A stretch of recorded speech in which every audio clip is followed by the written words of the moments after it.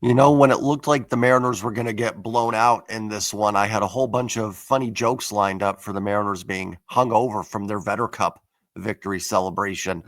Then they battle back and make it a game and end up, as they seem to do, making every loss a heartbreaker. What is up? What is going on, everybody? Welcome back and welcome into the Seattle Mariners post game recap. Mariners drop a tough one today, 7-6 to the Padres. They fall to 71-62 on the season. As always, before I dive into it, if you can like the video, subscribe if you're new or lurking, and don't forget to comment your thoughts on the team and on the game down below. Playoff-wise, the Mariners get a nice gift today. The Rockies actually beat up on the Astros. Tough to not gain a game when that happens. Mariners playing a very tough Padres team. So they'll remain a game and a half back in the AL West. Fortunately, Kansas City dinks and dunks their way to a stupid comeback win against the White Sox. So they do gain a game on the Mariners. Had that not happened, I'd actually probably throw this one away a little bit more, but the Royals do get to 3 games back, and the Mariners also lose a game on the Yankees and Red Sox. So they remain in the third wild card spot. 29 left to go. If you're looking at this game just from an outsider's perspective, I'd actually say this is a pretty fun baseball game to watch. I think it looked like two good teams going at it, two teams with a lot of potential. Unfortunately, you got yourself into a bit of a bullpen battle with a team that's just going to win a lot of bullpen battles in the San Diego Padres here. And I don't even think the Mariners had bad at-bats against their bullpen. They put some pressure on Mason Miller. The game ends on Julio Rodriguez stinging a ball 112 with an 880 expected batting average against Suarez.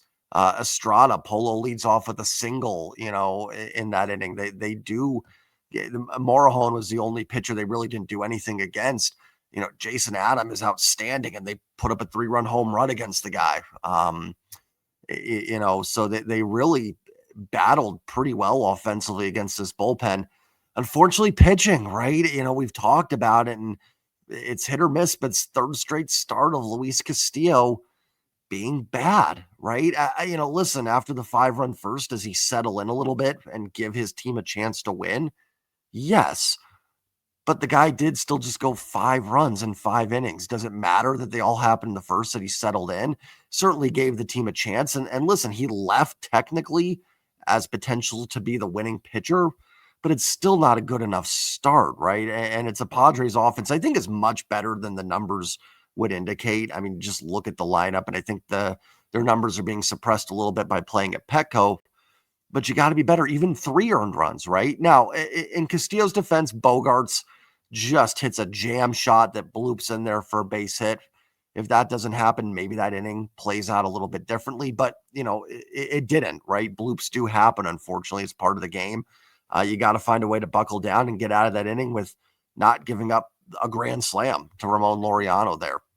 And it's the third straight start for Castillo that's been poor. I'd probably be a little bit more forgiving if this just happened and he'd been great his last 2 starts and just had a tough one here. But that wasn't the case. He was bad against the Mets. He was fortunate against the Phillies to only give up the 3 runs in the 4 innings. And today, again, settles in, and maybe you can make a case he should have gone out there for the 6th, but it's still 5 runs in 5 innings. It's not going deep into the game, and it's an ERA of 9 today, right? That's on pace for giving up 9 runs in 9 innings. It's not going to cut it, especially when you're facing a Padres pitching staff that is very good. It's got to be better.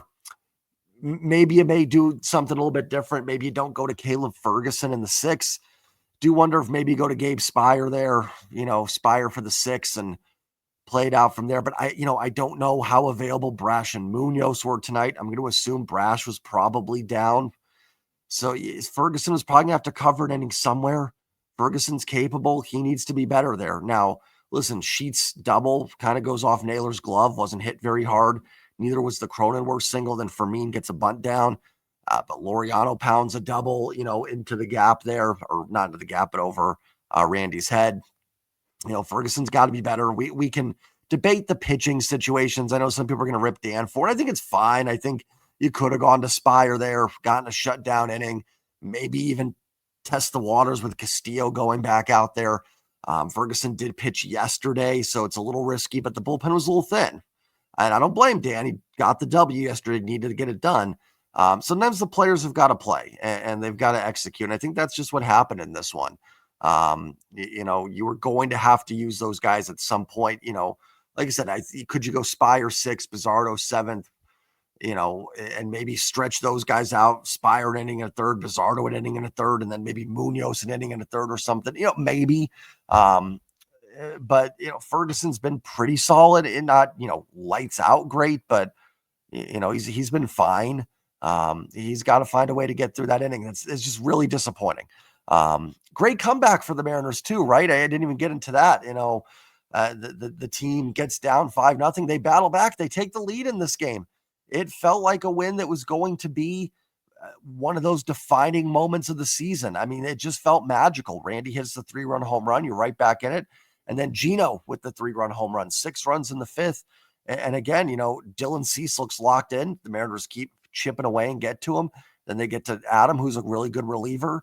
And it feels like it's going to be one of those wins. One of those wins you look back on the end of the year and go, that's why this team is playing postseason baseball, winning a game like this.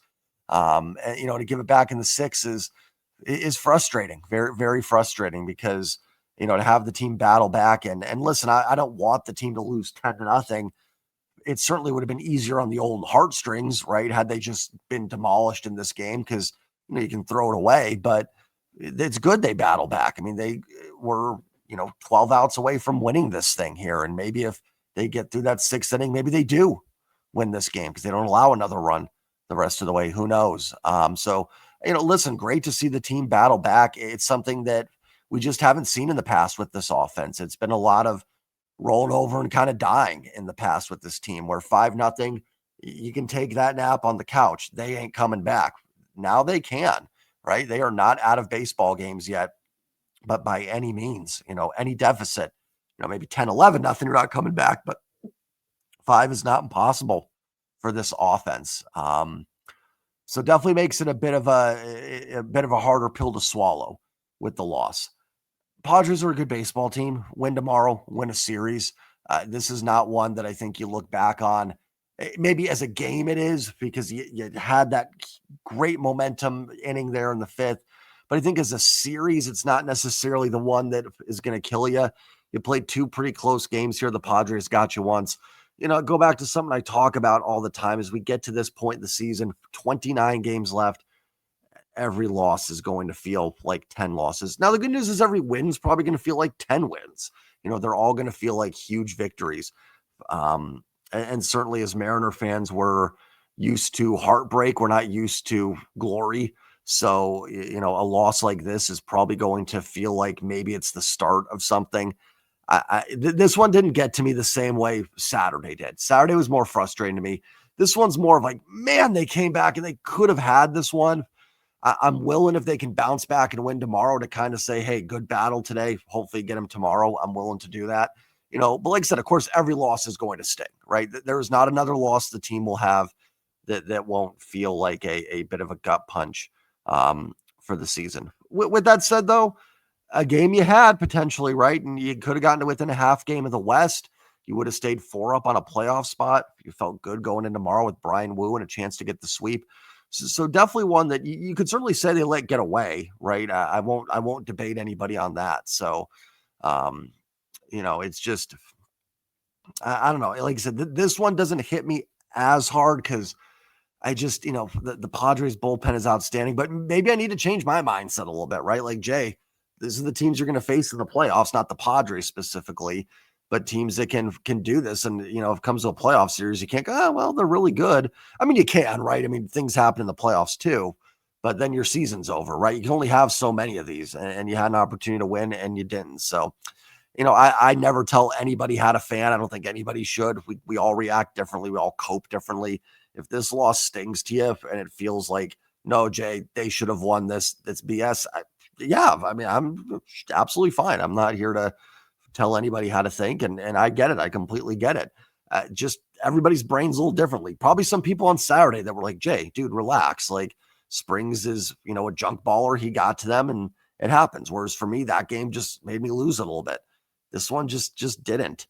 But there were some things. So let's get into the box score here to talk about. It doesn't mean there's not frustrations no matter what, right? I think we can all agree on that every loss is going to have its stuff that drives us nuts. And that's really, Castillo today, 5 innings, 5 hits, 5 runs, all earned, 3 walks, 6 Ks. Again, nice job after giving up the 5 runs, battling through 4 more innings, saving the bullpen a little bit there, and keeping the team with a chance to rally in this one. So kudos there. But that's now 3 straight poor starts from Luis Castillo. And coming home, though we might see a quality start, after 2 tough road teams, the Mets and Phillies can both swing it really well. Excuse me. And then coming home, you expect a better start from Castillo. His next start will he pitch in Cleveland? I believe he will, because you have Wu going tomorrow. Then Cleveland would be, no, he won't. His next start will be in Tampa. And that's a hitter's park, right? Because that's Yankee Stadium. It's the same dimensions, right? It's just the spring training, Yankee Stadium. Ray's lineup's not great, but need to be better. Ferguson needs to be better too, right? Third of an inning, 3 hits, 2 runs, 2 earned. And you hate to say this, but kind of like, dude, read the room, man. Like, your team just went and got you a big lead. You've got to have a shutdown inning there. A couple of the hits, were at 80 miles an hour, Sheets and Cronenworth, but you got to get lefties out, man. That's what you're in there for. And those actually bother me more than the Laureano double. Laureano mashes lefties. You get Sheets out there and get Cronenworth, then Laureano double doesn't kill you that much. He just stands there at second, and that's that. You got to start out that inning better. And he didn't look great either. I think back-to-back Ferguson, wasn't great there. But needs to be better. Those 2 guys right there. Honestly, pretty simple loss, right? Castillo and Caleb Ferguson. Reasons you lost this game, it's rare we can point, but right? I mean, what else is it? Mariners put up 6 runs against good pitching staff. I know they didn't score against the Padres bullpen. I mean, they made Mason Miller throw 31 pitches in this 30 pitches. They made the Padres bullpen work pretty well. It's a tough bullpen to hit. And they, yes, they had runner at third, Gino grounds out. Like, they had opportunities there, but I can't get on them for that. It's Castillo and Ferguson, kind of why you lost this game here. Spire pitched 2/3 inning was solid. Bizarro with the shutout inning. Shout out to Carlos Vargas. 2 shutout innings, got a ton of ground balls, pretty much all ground balls. Gives up 3 hits, but most of them were kind of seeing eye singles. Real nice job by Vargas. Could use Carlos Vargas pitching more like the April-May Carlos Vargas, because he can help you a little bit in that bullpen. He's been really struggling of late. That's a great outing. Good news is now you do have probably the bullpen advantage tomorrow, right? Spire should be good. Bizarro's probably down, but Brash, Munoz, Spire, all good to go for you tomorrow. And you always figure Brian Woo's good for 6. So you should be lined up. Excuse me, late. I'm sorry, you guys and gals. Should be lined up pretty well to win that one. Whereas, the Padres, Morahone should be good, only through 14, but Adam through 17. I think their pen will be fine. Miller might be down, but, throwing back-to-back's a lot trickier. So Spire, Bizarro, Vargas did their jobs today. Offensively, the Mariners collect 8 hits, 4 walks, 6 runs. Randy 1 for 5 with the 3-run home run, his 25th. Randy and Julio both have a chance to be 30-30 guys. Cal was 0 for 4, did have a walk. Thought Cal did miss a bit of a changeup left in the zone from Suarez in the 9th. There was, I think, the second pitch. It was 92. It was there. He kind of just fouled it back. You can just kind of tell it was one of those ones that he just missed there. So not a great day for Cal's walk was big, though. Help get that inning going, big inning.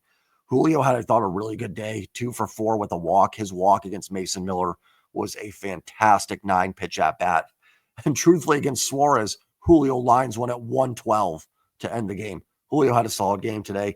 Josh Naylor had a couple hits. Got Julio to third with Mason Miller on the mound. That was good to see. Gino 1 for 3 with a 3-run home run and a walk. Gino, good game.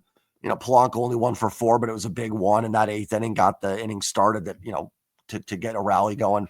Tough day for Dom. Dom Canzone back in the lineup. Good to see Dom back. He goes 0 for 4. I thought he missed a couple hanging splitters from Estrada there in the 8th. Listen, I'm not a pitching guy. I'm not a baseball player, if you want to count Little League and maybe some Babe Ruth pony stuff. That's my expertise. I know people that have pitched, and they could come on the show and tell you a lot about it. I'm not the expert, but I do know that splitters aren't supposed to sit at the top of the zone spinning like that. It shows you how good guys like Estrada are. They can hang those and still get swing and miss. But I thought Dom missed a couple there. JP was 1 for 4. Cole Young 0 for 3. His walk was a really big walk. That was before the Randy home run. I thought that was a great at-bat. A nice job by the Mariners. They did leave the bases loaded. I should have gotten Polanco a little bit for that. He did have an at-bat in the fourth inning with the bases loaded where he didn't come through. So, listen, the offense did leave some runs out there, right? They had an opportunity to get some more. So I'm not just saying like, oh, they were fantastic and that's it. But again, 6 runs with this offense. I mean, how many – listen, I've been doing this now. This will be my 3rd full year doing post-game recaps.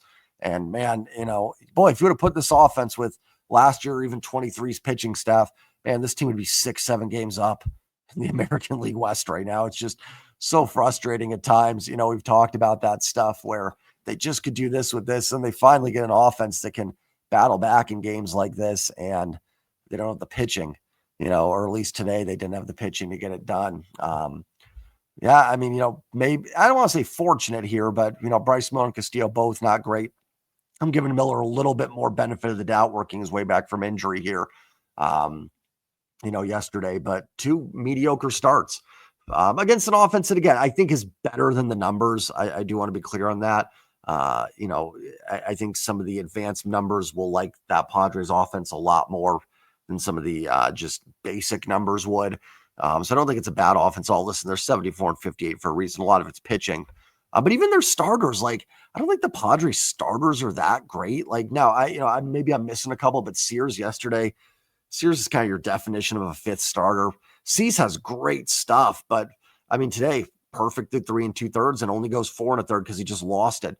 Darvish going tomorrow has an ERA in the 5s. It's this bullpen, man. That bullpen is just insane. The Mariners probably gave him as much fits as I would think anybody has all year. I'm sure Mike Schlitt, right? That's the Padres manager.